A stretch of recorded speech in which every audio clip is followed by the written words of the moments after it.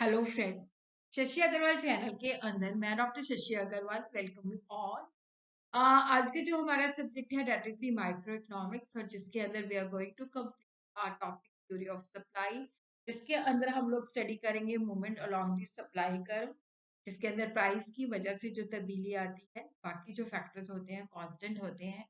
इसके अंदर extension and contraction को हम स्टडी करेंगे। उसी तरह shifting of the supply curve, जिसके अंदर इंक्रीज और डिक्रीज जबकि अदर फैक्टर की वजह से चेंजेस आती है। उसी तरह we will also understand what is the difference between extension and the increase in supply, extension and the contraction and the decrease in supply, and also we will understand the difference between the change in quantity supplied and the change in supply. अगर आपको मेरा ये effort सही लगता है तो do like my video, इसको share कीजिए और मेरे चैनल शशि अग्रवाल को सब्सक्राइब कीजिए। दिस इज माय ऐप, जिसको आप गूगल प्ले स्टोर से बड़ी आसानी के साथ डाउनलोड कर सकते हो। ये जो ऐप है that is relevant for commerce, economics and management students. काफी सारा फ्री स्टडी मटेरियल और काफी सारे फ्री मॉक टेस्ट अवेलेबल है। स्ट्रक्चर कोर्सेज भी इकोनॉमिक्स के, micro macro, development economics, Indian economy, they are all available. तो सबसे पहले हम स्टडी करते हैं चेंज इन क्वांटिटी सप्लाइड, और we could say movement along a supply curve. और यहाँ पे देखो, जो हम movement along a supply curve, यहाँ पे हमारा सप्लाई कर्व जो है उसकी पोजीशन चेंज नहीं होती। सप्लाई कर्व के ऊपर या तो हम नीचे आ जाते हैं या हम ऊपर चले जाते हैं। तो यहाँ पे जो मूवमेंट होती है different points on the supply curve पे होती है, और यहाँ पे सिर्फ प्राइस की वजह से तब्दीली आती है। बाकी जो फैक्टर्स होते हैं, जैसे कह ले इनपुट की प्राइसेस है, टेक्नोलॉजी के अंदर इम्प्रूवमेंट है, टेक्नोलॉजी के अंदर चेंजेस हैं, या नंबर ऑफ सप्लायर के अंदर या गवर्नमेंट की पॉलिसी के अंदर कोई चेंज नहीं आता, तो जो अदर फैक्टर्स होते हैं, जो अदर फैक्टर्स सप्लाई को इफेक्ट करते हैं, वो कांस्टेंट होते हैं, स्थिर होते हैं। तो change in quantity supplied refer to increase और decrease the quantity supplied of commodity in response to increase or decrease in on price of the commodity, other things remaining the constant। अगर दूसरी चीजें जो है कांस्टेंट है, अगर price बढ़ जाती है तो सप्लाई बढ़ जाती है, जिसको हम कहते हैं एक्सटेंशन ऑफ सप्लाई। उसी तरह क्या होता है कि अगर प्राइस कम हो जाती है तो क्वांटिटी सप्लाई कम हो जाती है, तो that is known as a contraction of supply. तो यहाँ पे हमारा जो सप्लाई कर्व होता है वो चेंज नहीं होता।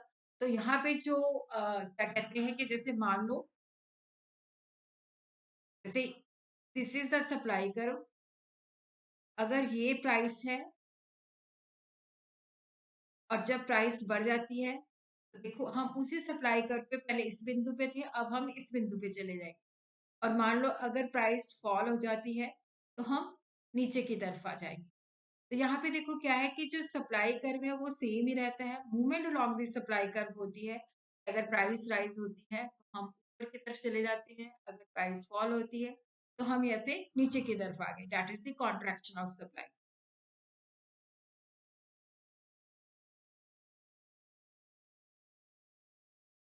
और उसी तरह shift in supply curve of, और we could say change in supply curve. तो यहाँ पे हमारा सप्लाई कर्व जो है वो राइट की तरफ या लेफ्ट की तरफ शिफ्ट हो जाता है। तो यहाँ पे अदर फैक्टर्स जो होते हैं वो चेंज हो जाते हैं। प्राइस के अंदर कोई तब्दीली नहीं आती, प्राइस कांस्टेंट रहती है। जैसे मान लो टेक्नोलॉजी में चेंज आ गया, या इनपुट प्राइस के अंदर चेंज आ गया, या गवर्नमेंट पॉलिसी के अंदर चेंज आ गया, या नंबर ऑफ सप्लायर के अंदर चेंज आ गया, या टैक्सेशन या सब्सिडी के अंदर चेंज आ गया। तो यहाँ पे हमारा जो इंटायर सप्लाई कर्व है, या तो वो राइट की तरफ शिफ्ट कर जाता है या वो लेफ्ट की तरफ शिफ्ट हो जाता है। तो जब due to change in other factors than price, price के अंदर कोई तब्दीली नहीं है बट दूसरे फैक्टर चेंज होते हैं, और अगर जो है उनकी वजह से सप्लाई हमारी कम हो जाती है, तो that is known as a decrease in supply. और अगर अदर फैक्टर्स के अंदर तब्दीली आती है बट प्राइस सेम रहती है, तो उस सिचुएशन के अंदर अगर हमारी सप्लाई बढ़ जाती है तो that is known as a increasing supply. अब हम स्टडी करते हैं मूवमेंट अलोंग द सप्लाई कर, कि यहाँ पे जो तब्दीली आती है, जो क्वांटिटी सप्लाइड के अंदर चेंजेस आती है just due to the own price of the commodity, other things remaining the same. तो एक्सटेंशन ऑफ सप्लाई का मतलब होता है कि जब उसकी अपनी प्राइस और दूसरे फैक्टर जो होते हैं कांस्टेंट होते हैं, अगर प्राइस बढ़ जाती है तो सप्लाई भी बढ़ जाती है, तो that is known as a extension of the supply. Other things being equal, when quantity supplied of a commodity increases due to rise in its own price, it is called the extension of supply. तो यहाँ पे हम देखते हैं कि जो दूसरे factors हैं अगर वो कांस्टेंट है, लेकिन प्राइस के अंदर जैसे प्राइस पहले 1 थी अब 5 हो जाती है, तो क्वांटिटी भी जो है पहले से बढ़ जाती है, तो हम कहते हैं कि this is the extension of supply. तो इसको हम ग्राफिकली जो है इस तरह से डिपिक्ट कर सकते हैं। तो यहाँ पे हमने ओ एक्स के ऊपर जो है क्वांटिटी लेनी है, ओ वाई पे हमने प्राइस लेनी है। तो पहले हमारी देखो जो सप्लाई थी यहाँ पे थी, तो, जब प्राइस 1 थी तो हम 1 यूनिट सप्लाई कर रहे थे, तो दिस वाज द ए बिंदु। उसके बाद हमारी प्राइस बढ़ जाती है तो सप्लाई भी बढ़ जाती है।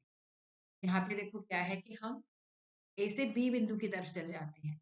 तो यहाँ पे movement along the supply curve है, क्योंकि प्राइस बढ़ने से हमारी सप्लाई भी बढ़ जाती है, तो it is known as a extension of supply.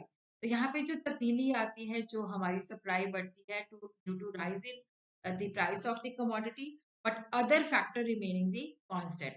तो यहाँ पे हम देखते हैं कि जब हम लोअर पॉइंट से ऊपर की तरफ चले जाते हैं, हाईएस्ट पॉइंट पे चले जाते हैं, बट हमारा सप्लाई कर्व सेम होता है, तो that is known as a extension of the supply. अब हम देखते हैं कि what is the contraction of the supply, other things remaining the same. अगर हमारी प्राइस के अंदर फॉल हो जाता है, प्राइस कम हो जाती है और क्वांटिटी सप्लाइड भी कम हो जाती है, तो this is known as a contraction of supply. तो यहाँ पे हम देखते हैं कि पहले हमारी प्राइस 5 थी, तो क्वांटिटी हम 5 सप्लाई कर रहे थे। जब हमारी प्राइस कम हो जाती है तो हमारी सप्लाई भी कम हो जाती है, but other things remaining the same, तो this is known as a contraction of supply. तो इसको हम ग्राफिकली इस तरह से डिपिक्ट कर सकते हैं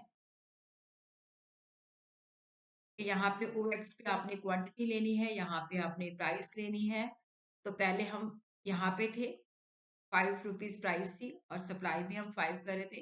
फिर प्राइस कम हो जाती है तो हम क्वांटिटी कम सप्लाई करते हैं। तो यहाँ पे देखो, अब ए बिंदु से हम जब हाईएस्ट पॉइंट से हम लोअर बिंदु पे आ जाते हैं, तो that is known as a contraction of supply. इसको मैं ठीक कर देती हूँ। तो ये है कॉन्ट्रैक्शन ऑफ सप्लाई। इसमें हम कहते हैं कि सप्लाई हमारी सुंगड़ गई, संकुचित हो गई। Movement from the highest point to the lowest point on the same supply curve is known as a contraction of supply.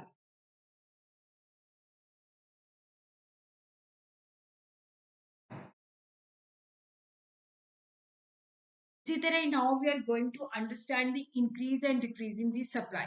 देखो, जो अभी हमने movement along the supply curve को अंडरस्टैंड किया है, तो उसके अंदर क्या है कि जब प्राइस के अंदर तब्दीली आती है बट अदर फैक्टर्स जो होते हैं वो कांस्टेंट रहते हैं, तो वहां पे movement along the supply curve होते हैं, सप्लाई कर्व हमारा शिफ्ट नहीं होता। अगर हम लोएस्ट पॉइंट से हाईएस्ट पॉइंट पे चले जाते हैं तो that is known as extension, but अगर हाईएस्ट से लोएस्ट पे आ जाते हैं तो that is known as a contraction. तो यहाँ पे we are going to understand the increase and decrease in supply, or we could say the shift in the supply curve, or we could say the change in supply. Change take place when quantity supplied changes due to the change in factor other than its own price of the commodity. तो ये जो तब्दीली है, देखो price के अंदर कोई तब्दीली नहीं आती, टेक्नोलॉजी के अंदर चेंज आ जाती है, या इनपुट प्राइस के अंदर चेंज आ जाती है, या गवर्नमेंट पॉलिसी के अंदर चेंज आती है। अदर फैक्टर्स के अंदर जो तब्दीली आती है उसकी वजह से अगर हमारी सप्लाई बढ़ती है या कम होती है, तो उस वक्त हमारा सप्लाई कर्व भी अपनी पोजीशन चेंज कर लेता है, राइट की तरफ शिफ्ट हो जाता है। अगर बढ़ जाती है तो वो राइट की तरफ शिफ्ट हो जाता है, अगर कम हो जाती है तो वो लेफ्ट की तरफ शिफ्ट कर जाता है। The entire supply curve shift upward to the left और downward to the right, and due to the change in other factors and the price supply falls, तो हम उसको कहते हैं डिक्रीज इन सप्लाई। बट अगर हमारी सप्लाई इंक्रीज हो जाती है due to the change in other factors, price constant रहती है, तो that is known as a increase in supply. यहाँ पे हम देखते हैं कि इंक्रीज इन सप्लाई का मतलब होता है कि जब देखो, अब यहाँ पे प्राइस 10 ही है, सेम प्राइस है, प्राइस के अंदर कोई तब्दीली नहीं आई। पहले हम 10 के ऊपर 20 यूनिट सप्लाई कर रहे थे, अब हम 10 के अंदर 30 सप्लाई कर रहे हैं, तो प्राइस के अंदर कोई चेंज नहीं है। Increase in supply refer to a situation when more is supplied at the existing. अब 10 के अंदर हम 30 यूनिट सप्लाई कर रहे हैं, तो यहाँ पे हमारा सप्लाई कर्व जो है वो राइट की तरफ, देखो सप्लाई कर्व इस तरह से होता है, तो ये राइट की तरफ शिफ्ट हो जाएगा। इसको हम कहेंगे इंक्रीज इन सप्लाई, जो कि प्राइस की वजह से नहीं, अदर फैक्टर की वजह से तब्दीली आती है। इसको हम ग्राफिकली इस तरह से डिपिक्ट कर सकते हैं। यहाँ पे देखो, यहाँ पे हमारा जो है पहले हम 20 यूनिट्स इस प्राइस पे दे रहे थे, अब हम उसको दे रहे हैं 30। तो हमारा जो सप्लाई कर्व है वो राइट की तरफ शिफ्ट हो गया। पहले वो ए बिंदु थे, अब वो बी बिंदु पे चला गया है। तो ये राइट की तरफ शिफ्ट हो गया है। हमारा पहले सप्लाई कर्व एस एस था, अब S1 पे चला गया है। This is known as a increase in supply. When at the existing price of 10, quantity supplied increases from 20 to 30 units of the commodity and supply curve हमारा S से S1 की तरफ शिफ्ट हो जाता है, राइट की तरफ शिफ्ट हो जाता है। देन वी से it is a increase in supply. तो क्या रीजन है जिसकी वजह से क्या होता है कि हमारी सप्लाई जो है पहले से बढ़ जाती है और हमारा सप्लाई कर्व जो है राइट की तरफ शिफ्ट कर जाता है? टेक्नोलॉजी इंप्रूवमेंट हो गई है, तो इट मीन्स कि हमारी कॉस्ट ऑफ प्रोडक्शन कम हो गया, तो हम ज्यादा चीजें मैन्युफैक्चर कर सकते हैं। और उसी तरह फैक्टर प्राइसेस की जो कॉस्ट है वो रिड्यूस हो गई है, उनकी प्राइसेस कम हो गई है, तो जिसकी वजह से हम ज्यादा मैन्युफैक्चर कर सकते हैं। और रिलेटेड गुड्स की प्राइस में कमी आ गई है, तो जिसकी वजह से हम ज्यादा मैन्युफैक्चर कर सकते हैं। और उसी तरह नंबर ऑफ फॉर्म जो है इंडस्ट्री के अंदर इंक्रीज होगी है, तो सप्लाई बढ़ जाती है। उसी तरह ही हमें लगता है कि नियर फ्यूचर के अंदर जो है प्राइस जो है फॉल कर जाएगी, तो करंटली हम सप्लाई को इंक्रीज कर देते हैं। और यहाँ पे हमारा जो गोल होता है प्रॉफिट मैक्सिमाइजेशन से सेल मैक्सिमाइजेशन, कि ज्यादा से ज्यादा चीजों को हमने सेल करना है। अगर क्लियरेंस सेल है तो उससे भी क्या होता है कि हम ज्यादा सप्लाई करते हैं जब प्राइस हमारी सेम रहती है। और उसी तरह टैक्सेशन कम हो जाता है और सब्सिडी बढ़ जाती है, तो उस सिचुएशन के अंदर भी क्या होता है कि हमारी सप्लाई जो है बढ़ जाती है।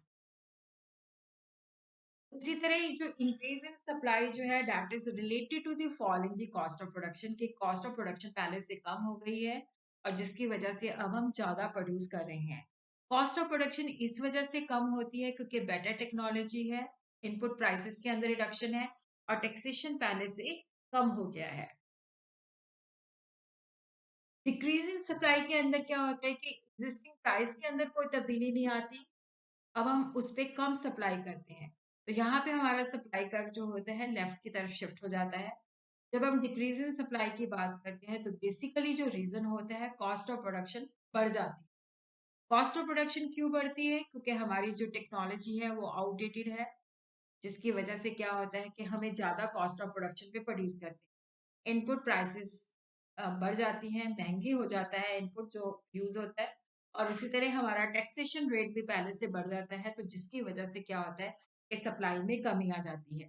तो यहाँ पे हम देखते हैं कि देखो, डिक्रीज इन सप्लाई का मतलब है कि जब प्राइस तो सेम रहती है, अब प्राइस तो 10 है, पहले हम उस पे 30 यूनिट सप्लाई कर रहे होते हैं, अब हम 20 यूनिट सप्लाई करते हैं, तो इसका मतलब है कि हमारी सप्लाई जो है कम हो गई है।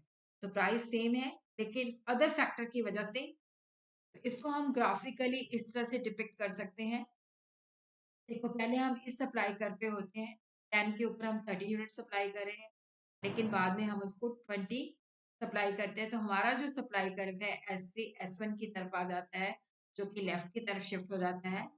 तो जब at the existing price of 10, quantity supply decreases from 30 to 20 unit of the commodity, और सप्लाई कर्व जो है बैकवर्ड की तरफ शिफ्ट हो जाता है एस से S1, तो हम कहते हैं कि भाई ये डिक्रीज इन सप्लाई है।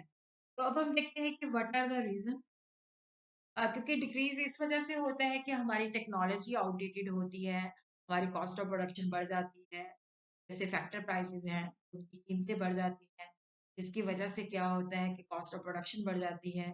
कंपीटिंग प्रोडक्ट्स होते हैं उनमें उनके प्राइसेस बढ़ गए, तो हमें लगता है कि वहां पे मुनाफा ज्यादा है, तो हम इस प्रोडक्ट की सप्लाई कम कर, नंबर ऑफ फॉर्म जो है वो डिक्रीज हो गई है। और अब हम सेल को मैक्सिमाइज नहीं, अपने प्रॉफिट को मैक्सिमाइज करना चाहते हैं, जिसकी वजह से हम सप्लाई को कम कर देते हैं। और उसी तरह ये सारे रीजंस थे कि जैसे टैक्सेशन जो है वो बढ़ जाता है, या जो सब्सिडी है उसका विड्रॉल हो जाता है, तो जिसकी वजह से क्या होता है कि हमारी जो सप्लाई है एग्जिस्टिंग प्राइस के ऊपर कम हो जाती है। तो now we will understand what is the difference between the movement along the supply curve and the shift in the supply.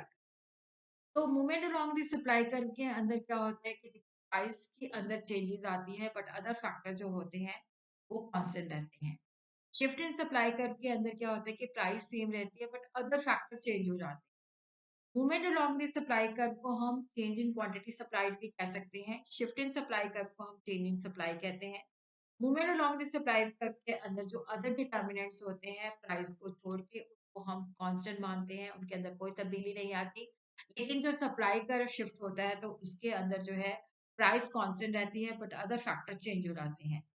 Diagrammatically देखो, यहाँ पे हमारा सप्लाई कर्व, जब हम movement along the supply curve है तो यहाँ पे सप्लाई कर्व हमारा वही रहता है। उसी के अंदर डिफरेंट पॉइंट से हम डिपिक्ट करते हैं कि मतलब एक्सटेंशन हुई है या कॉन्ट्रैक्शन हुई है। लेकिन सप्लाई कर्व जब हम शिफ्ट इन सप्लाई कर्व या चेंज इन सप्लाई स्टडी करते हैं तो वहां पे अगर इंक्रीज इन सप्लाई है तो हमारा राइट की तरफ शिफ्ट हो जाता है, और अगर डिक्रीज इन सप्लाई है तो हमारा लेफ्ट की तरफ शिफ्ट हो जाता है। उसी तरह now we will understand what is the difference between the extension of supply और increase in the supply. Extension of supply का मतलब होता है कि जब प्राइस की वजह से सप्लाई बढ़ जाती है, बट अदर फैक्टर्स जो होते हैं कांस्टेंट होते हैं। तो यहाँ पे हमारा जब हम एक्सटेंशन ऑफ सप्लाई है तो देखो यहाँ पे क्या होता है कि जैसे ये हमारा सप्लाई कर्व है, पहले हम इस प्राइस पे होते हैं, फिर हमारी प्राइस बढ़ जाती है। तो अब जब लोएस्ट बिंदु से हम अपर बिंदु की तरफ मूव कर जाते हैं तो that is known as a extension of supply. Increase in supply के अंदर क्या होता है कि इंक्रीज इन क्वांटिटी सप्लाई, जब ऑन प्राइस कांस्टेंट रहती है बट अदर फैक्टर जो होते हैं वो चेंज हो जाते हैं, तो जिसकी वजह से हम सेम प्राइस के ऊपर ज्यादा क्वांटिटी प्रोवाइड करते हैं। जैसे ये प्राइस है, पहले हम इस सप्लाई कर्व पे होते हैं, उसके बाद हम उस पे ज़्यादा सप्लाई करते हैं तो हमारा यहाँ पे सप्लाई कर्व जो है वो राइट की तरफ शिफ्ट हो जाता है। तो यहाँ पे हम ये अज्यूम करते हैं कि on price of the commodity remain constant, और जिसकी वजह से हमारा इंक्रीज इन सप्लाई के अंदर एग्जिस्टिंग प्राइस पे हम ज़्यादा सप्लाई करते हैं, तो हमारा जो सप्लाई कर्व है वो अपनी पोजीशन चेंज कर लेता है और वो राइट की तरफ शिफ्ट हो जाता है, फॉरवर्ड शिफ्ट हो जाता है। उसी तरह contraction of supply versus decrease in supply. तो देखो यहाँ पे जो कॉन्ट्रैक्शन ऑफ सप्लाई है, यहाँ पे जो प्राइस के अंदर कमी आती है तो क्वांटिटी सप्लाई कम हो जाती है, बट अदर फैक्टर जो होते हैं वो कांस्टेंट होते हैं। जब हम हाईएस्ट बिंदु से लोएस्ट बिंदु की तरफ आ जाते हैं तो that is known as a contraction of supply. जैसे हम पहले यहाँ पे होते हैं, फिर प्राइस कम हो जाती है, तो ये हमारा सप्लाई कर्व है। जब हम इस बिंदु से इस बिंदु की तरफ आते हैं तो this is known as a contraction of supply. और उसी तरह क्या है कि हमारी डिक्रीज इन सप्लाई है। देखो यहाँ पे जो डिक्रीज इन सप्लाई है, यहाँ पे जब अदर फैक्टर की वजह से क्या होता है कि सेम प्राइस पे हम कम चीजें सप्लाई करते हैं, तो इसको हम डिक्रीज इन सप्लाई कहते हैं। लेकिन जो कमोडिटी की अपनी प्राइस है उसके अंदर तब्दीली नहीं आती। और यहाँ पे जब डिक्रीज होता है तो हमारा जो सप्लाई कर्व वो बैकवर्ड शिफ्ट हो जाता है। जैसे ये मान लो हमारा प्राइस थी, इस प्राइस पे हम पहले इस सप्लाई कर्व पे इतनी कमोडिटी सप्लाई करें, लेकिन बाद में क्या होता है कि हम पहले से कम दे रहे हैं। अब हम देखते हैं कि हमारा सप्लाई कर्व जो है बैकवर्ड की तरफ शिफ्ट हो गया, लेफ्ट की तरफ शिफ्ट हो गया। सेम प्राइस पे हम पहले से कम प्रोवाइड कर रहे हैं, तो that is known as a decrease in supply.